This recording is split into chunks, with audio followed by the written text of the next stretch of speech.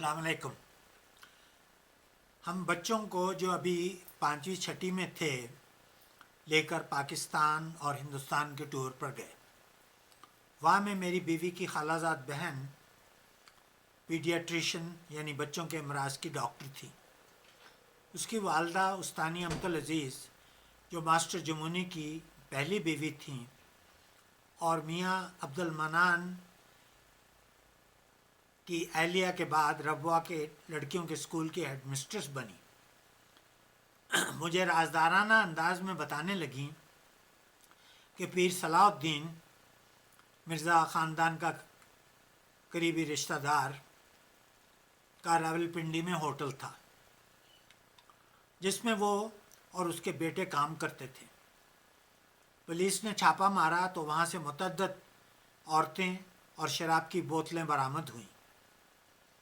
پیر صاحب کے لڑکوں کو سخت پیٹا گیا جس سے ایک مر گیا اور پیر صاحب کا منہ کالا کر کے پبلک کے سامنے سٹیج پر کھڑا کیا گیا۔ ہم انہیں آپا جی کہتے تھے۔ میں نے ان سے پوچھا، اس کے باوجود آپ نے ان لوگوں کو پیر بنایا ہوا ہے؟ تو تیزی سے تلقین کرنے لگیں، چپ، بس تو نمازاں پڑھیا کر۔ فوت ہو گئیں، اللہ ان کے درجات بلند کرے، آمین۔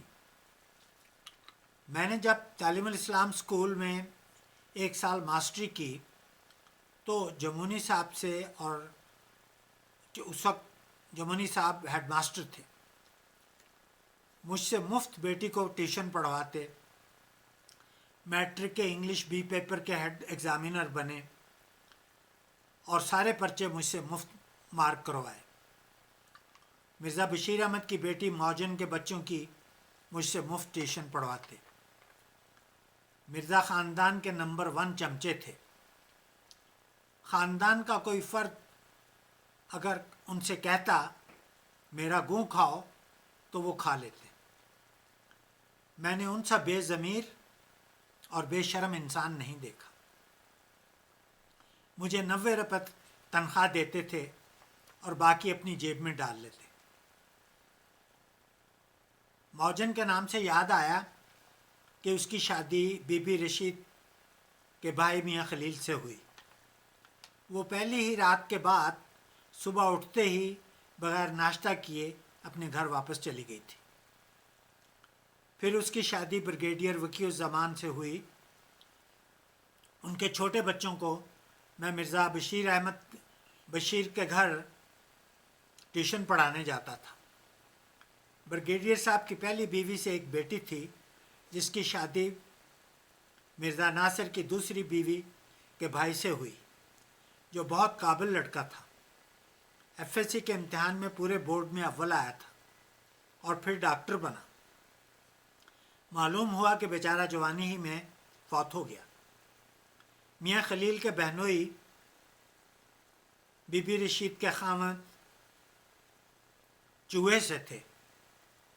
سوال ہی پیدا نہیں ہوتا کہ جو باتیں بی بی رشید کی اس کے باپ کے توسط سے مشہور تھیں اسے ان کا علم نہ ہو۔ بے غیرتی جس میں احساس کمتری کا رنگ رچا ہوا تھا ان کے چہرے پر سب کو نظر آتی تھی۔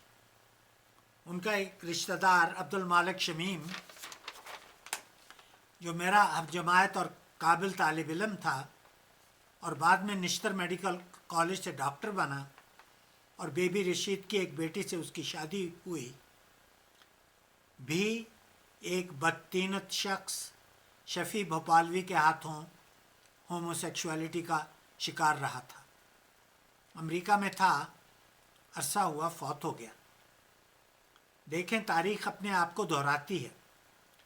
لوط کا دور ربوہ میں ریپیٹ ہوا اور ہو رہا ہے، اور اس کی جاگ احمدی جہاں جہاں پہنچے وہاں لگی۔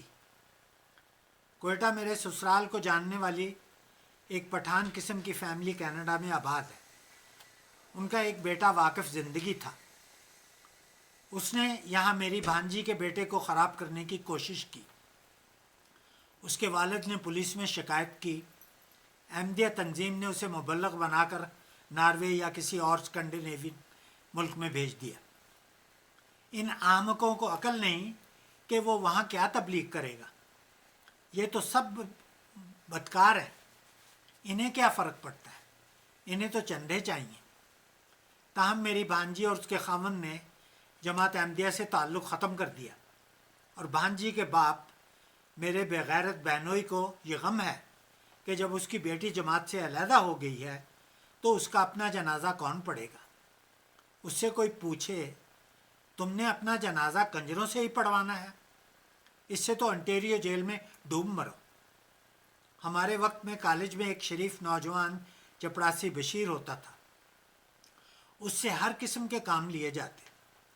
جب مرزا ناصر خلیفہ بنا تو اسے قصر خلافت میں کاموں کے لیے رکھ لیا گیا، اور پھر بعد میں اسے جیپ کا ڈرائیور مقرر کر دیا۔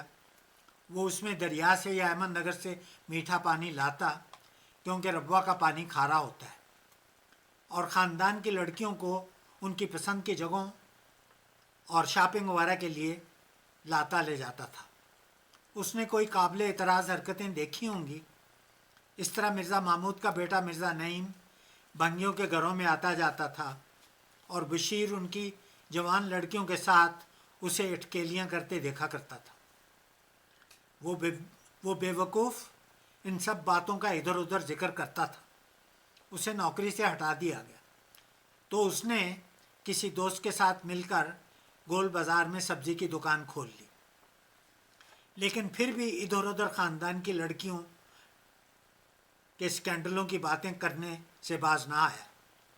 ایک دن رات کو 2 افراد نے اس کا دروازہ کھٹکھٹایا۔ وہ باہر نکلا تو اسے لپیٹ لپاٹ کر کالج سے پرے ایک پہاڑی کے پاس لے گئے۔ پہلے اس کی زبان کاٹی، پھر عضو تناسل، پھر انگلیوں کے پوٹے۔ اس طرح 12 گھنٹے تک اس کے اعضاء کاٹ کاٹ کر اس کے جسم کے ٹکڑے کیے۔ تفتیش ہوئی تو امور عامہ کے بدذات بھانبڑی نے بھنگیوں پر الزام لگایا۔ وہاں کی پولیس کو ہمیشہ تنظیم کے لنگر سے کھانا جاتا ہے۔ پولیس نے بھنگیوں کا مار مار کر برکس نکال دیا، اور اسی طرح مرحوم بشیر کے بزنس میں ساتھی شریف کو بھی بے تحاشا مارا۔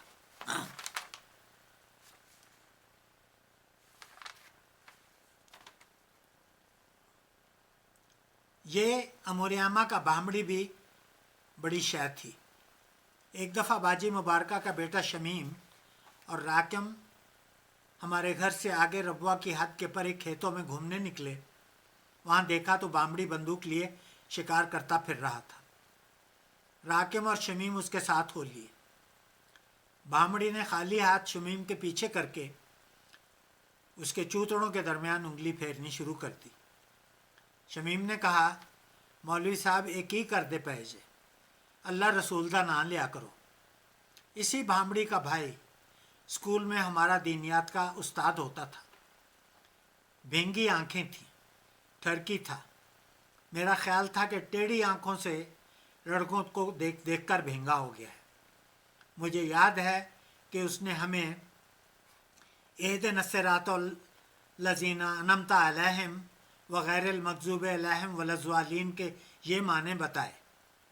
یا اللہ تو ہمیں سیدھی راہ دکھا، ان کی راہ جن پر تو نے انعام کیا، نہ کہ ان کی جنہیں تو نے ذلیل و رسوا کیا، یہود و نصارہ۔ پاکستان سے باہر آ کر جب میں نے تھوڑی بہت عربی سیکھی تو پتہ لگا وہاں تو یہود و نصارہ کا ذکر ہی نہیں ہے۔ تو دیکھیں یہ احمدی کس بے شرمی سے قرآن کو مسخ کرتے اور ہمیں نفرت کی تعلیم دیتے رہے۔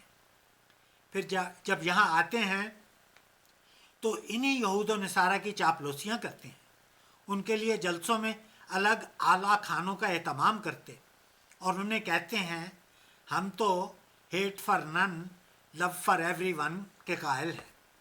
ان سے بڑھ کر منافق دنیا میں اور کون ہوگا، اور ان سے بڑھ کر بے شرم بھی۔ میں جب یونیورسٹی میں لاہور پڑھتا تھا تو میں لاہوری جماعت والوں کے علاقہ رام گلی میں ان کے ڈرائنگ ماسٹر کے ساتھ کرائے کا کمرہ شیئر کرتا تھا۔ اسے ٹی بی لاحق ہو گئی تو وہ علاج کے لیے ایبٹ آباد گیا۔ میں اس کی تیمارداری کے لیے وہاں جانا چاہتا تھا۔ میر آپا کی والدہ وہاں چھٹیوں پر لاہوری جماعت کے ڈاکٹر سعید صاحب کے گھر ٹھہری ہوئی تھی۔ میری بہن کے نندوئی حمید شمیم کے والد عبداللہ شاہ نے مجھے انہیں پہنچانے کے لیے کچھ چیزیں دیں۔ میں جب وہ چیزیں انہیں دینے کے لیے گیا تو وہ دروازے کے پیچھے سے بولیں، بیٹا میں یہاں تنہا ہوتی ہوں، تم کبھی کبھی آ جایا کرو۔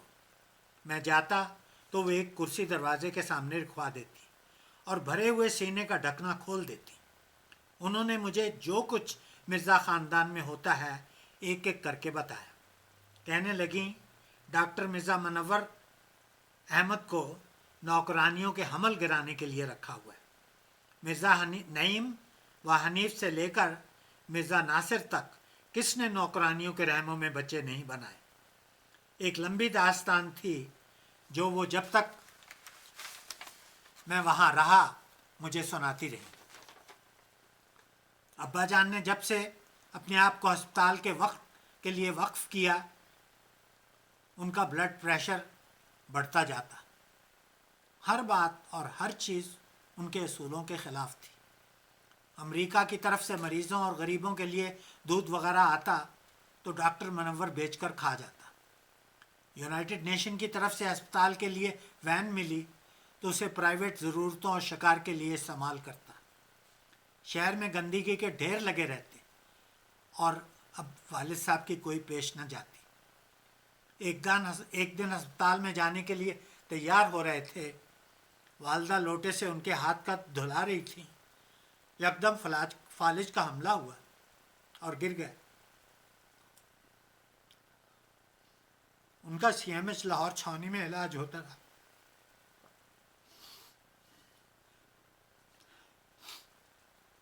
بس شڈی سے آہستہ آہستہ چلنے کے قابل ہو گئے۔